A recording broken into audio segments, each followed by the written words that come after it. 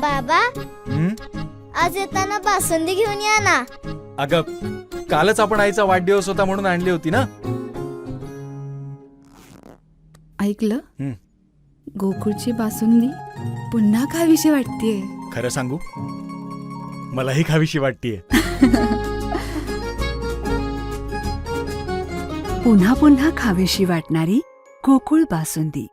मागील 10 ते 12 दिवसात पेट्रोल डिझेल किमतींमध्ये चौथ्यांदा वाढ करण्यात आली. त्यामुळे नागरिकांच्या तीव्र भावना व्यक्त होत आहेत. याचाच आढावा घेतला आमचे कणकवली प्रतिनिधी उमेश बुचडे यांनी.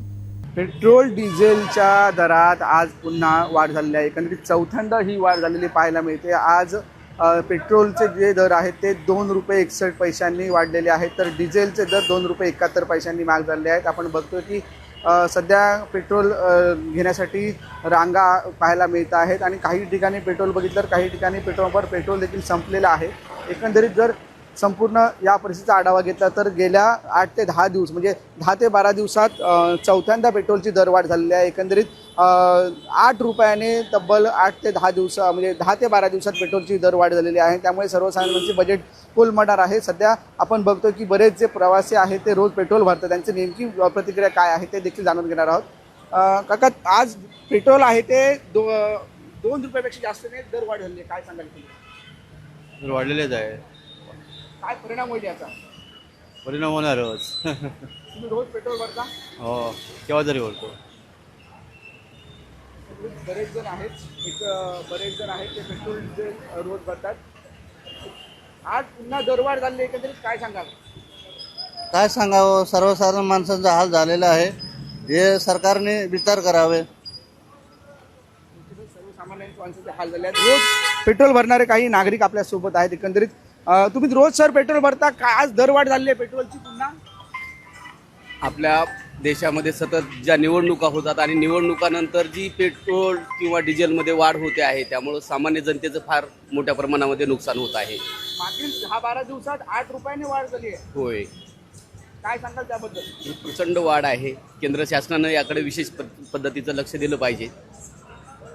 जनतेचा विचार केला पाहिजे त्यांनी. पण काही ठिकाणी पंतप्रधान आवाहन करतात इलेक्ट्रिक वाहनं वापरावीत असं देखील आवाहन करतात. अगोदरच पेट्रोलचे वाहनं घेतलेली आहेत ना सर्वांनी. आता शक्य होतात का 2-2 वाहनं घेणं प्रत्येकाला? निश्चितच बरोबर, आधीच इलेक्ट्रिक वाहनं घेणे शक्य होणार नाही. काय सांगाल, एकंदरीत पेट्रोल आज पुन्हा वाढ झालं? कसं आहे, पेट्रोल वाढ होणे हे सरकारच्या हातात आहे, कमी करणे किंवा वाढवणे. आणि सगळा जनतेचा विचार केला तर सरकारने जनतेचा विचार करणं सगळ्यात महत्त्वाचं आहे. पेट्रोल वाढल्यामुळे सगळ्या वस्तू वाढतात. नुसतं पेट्रोल वाढवलं की तेवढ्या एका गोष्टी मर्यादित नाही आहे. ते टोटल संपूर्ण प्रत्येक गोष्ट वाढ झाली आहे. नुसतं पेट्रोलची ₹8 वाढ झाली, पण तेलावर आणखी ₹10 वाढ झाली. तुमच्या बाकी साखरेवरती ₹3 वाढ झाली. प्रत्येक वाहन पेट्रोलवरती जातं, त्याच्यामुळे सगळ्या गोष्टींचा त्याच्यावर परिणाम होतो. त्याच्यामुळे सरकारने थोडं लक्ष दिलं पाहिजे. जीवनावश्यक वस्तू पण वाढतात. वाढल्या आहेत, टोटल सगळ्या गोष्टी वाढलेल्या आहेत. पेट्रोल वाढले म्हणजे टोटल महाग होत आहेत. म्हणजे दूध असेल, भाजीपाला असेल, फळं असतील आणि जीवनावश्यकच्या सर्व वस्तू आहेत त्या महाग होत आहेत. एकंदरीत दररोज पेट्रोल भरणारे काही नागरिक आपल्यासोबत आहेत. काय सांगाल, आज पेट्रोल डिझेल ₹2 ते ₹2.5 महाग झाले, काय सांगाल? निश्चितच काही जण बोलण्यासाठी नकार देत आहेत, पण काही जण बोलत आहेत. काय सांगाल, आज पेट्रोल डिझेल पुन्हा महाग झालं आहे ₹2 ते ₹2.5. याला प्रशासनाचाच आपला बेजबाबदारपणा म्हणू शकतो. आणि काय म्हणणार, नागरिकांनी फक्त सोसायचं आणि प्रशासन मजा मारते. प्रधानमंत्री आपले विदेश दौऱ्यात बिझी आहेत आणि जनता येते लाईनमध्ये. एकंदरीत प्रधानमंत्र्यांनी EV गाडी घेण्याचं पण आवाहन केलं आहे. काय उपयोग आहे त्याचा? पेट्रोल जर E20 येऊन सुद्धा जर पेट्रोल त्याच किमतीला मिळतंय तर उपयोगच काय E20चा आपल्याला? आणि इलेक्ट्रॉनिक व्हेकल्सने कुणाचा फायदा झाला आहे आतापर्यंत? इन्फ्रास्ट्रक्चर आहे का आपल्याकडे चार्जिंगसाठी? लोक बिल्डिंगमध्ये रूम घेत आहेत, पण तिथे इन्फ्रास्ट्रक्चर पण नाही चार्जिंगसाठी. अशा वेळी करणार काय जनता? पेट्रोल डिझेलमुळे आणि अन्य सर्व सामान्य जीवनावर परिणाम होतोयच ना. लोक त्रस्तच आहेत, लोक लाईनमध्येच आहेत सध्या. पहिलं नोटबंदी, त्याच्यानंतर आता ही चालू आहे. फक्त लाईनमध्ये राहायचं आणि टाळ्या वाजवायच्या कोरोना आला की. हेच चाललंय आपल्या आयुष्यात. काय सांगणार आता, वाढ झाली आता, सरकार बघेल आता त्याच्यावर काय ते पर्याय काढेल.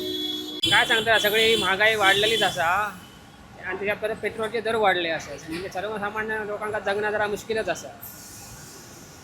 त्यामुळे ते पेट्रोल मिळाक होया म्हणजे हात फिरूनच्या म्हणजे शेतकऱ्यांका सरकारने आता करूच आता पण डिझेल पण महाग झाला, ते पॉवर टिलर शेतीची अवजारं ती डिझेलवर चालतात, ते देखील आता त्यांची काहीतरी योजना करू काही सरकारने, काहीतरी पेट्रोल मिळालं किंवा डिझेल मिळालं अशी. काय मोदी आहे तर सगळं मुमकिन आहे. मोदींनी सगळं कल्याण करून ठेवलेलं आहे. फक्त खोटे खोटे आश्वासनं द्यायची आणि लोकांना व्हायचं आणि मतं घ्यायची.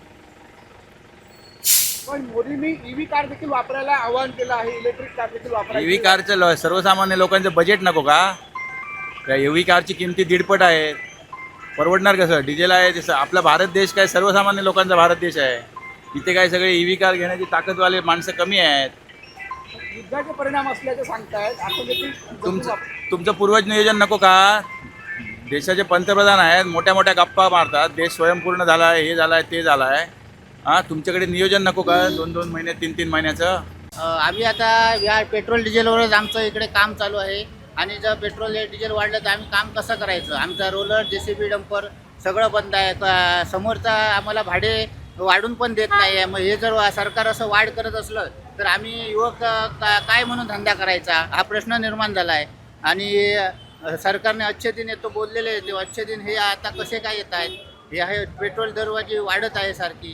सगळं 4-4 दिवस पेट्रोल येत नाही, डिझेल येत नाही. मग आम्ही धंदा कसा काय करायचा, असा आम्हाला सरकारला प्रश्न विचारायचा आहे. पण मोदींनी ईव्ही कार देखील वापरा असं सांगितलेलं आहे, ईव्ही गाड्या देखील वापरा आहे, इंधन बचत करा असं देखील आवाहन केलं आहे. असं केलं आहे आम्ही, पण लगेच आम्ही इंधन गाड्या एवढ्या महागाईच्या गाड्या घेऊ शकत नाही. आमचा रोटी घेऊन चाललेला आहे धंदा. आम्ही पण मोदींच्या या विचाराला सहमत आहोत.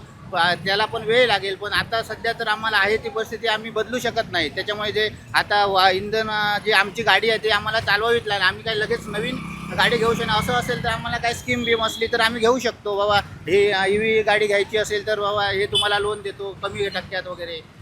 बऱ्याच म्हणजे जे प्रवासी त्यांनी चांगलं सांगितलं की लाईनमध्ये राहायचं आणि टाळ्या वाजवायच्या असं एक मिस्किल त्यांनी टोला लगावलं आहे. एकंदरीत बरेच आपण बघतोय की ग्राहक आता या पेट्रोल पंपावर पेट्रोल भरत आहेत आणि पेट्रोलच्या रांगा दिसत आहेत. काही ठिकाणी पेट्रोलचं म्हणजे संपलेलं देखील आहे, काही ठिकाणी येईल असं सांगितलं येतं आहे. पण आपण बघतोय की आज जे सकाळपासून 6 वाजल्यापासून जे पेट्रोल आणि डिझेलचे नवे दर लागू झाले आहेत. पेट्रोलचे दर आहेत ते 2 रुपये 61 पैशांनी वाढलेले आहेत, तर डिझेलचे दर 2 रुपये 71 पैशांनी वाढले आहेत. मागील 10 ते 12 दिवसात ही चौथ्यांदा वाढ झालेली आहे. एकंदरीत 8 रुपयापर्यंत हे वाढ झालेली आहे एकंदरीत दिसत आहे. त्यामुळे सर्वसामान्यांचे बजेट देखील कोलमडणार आहे, कारण याचा परिणाम आहे तो पब्लिक ट्रान्सपोर्टवर होतो. त्यामुळे असेल म्हणजे ST असेल, रिक्षा असेल, कार असेल, या सगळ्या वाहनांवर होतो आणि त्यामुळे आता ह्या दरवाढीचा फटका जो आहे तो सर्वसामान्यांना सोसावा लागणार आहे. उमेश बुचडे, कोकण सात लाईव्ह, कणकवली.